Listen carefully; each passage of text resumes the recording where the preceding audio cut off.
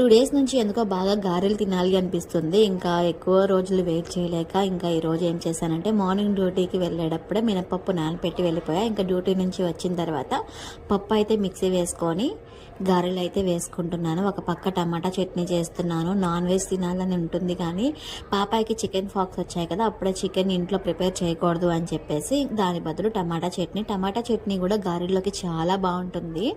టమాటా chutney chicken curry best combination గారెల్లోకి. ఈ రెండు కాకుండా ఇంకేమీ కాంబినేషన్తో గారెలు తింటే బాగుంటుంది అన్నది మీరు కామెంట్ చేయండి. మీకు ఎవరికైనా తెలిస్తే నెక్స్ట్ టైం వాటితో ట్రై చేస్తాను. గారెలు బాగా మెత్తగా తినడం కన్నా కూడా మా ఇంట్లో అందరికీ కొంచెం క్రిస్పీగా తినడం అంటే చాలా ఇష్టం. అందుకే నేను ఏం చేస్తానంటే పప్పు మిక్సీ వేసేసేటప్పుడు కొంచెం పప్పు తీసుకొని పక్కన పెట్టుకుంటా.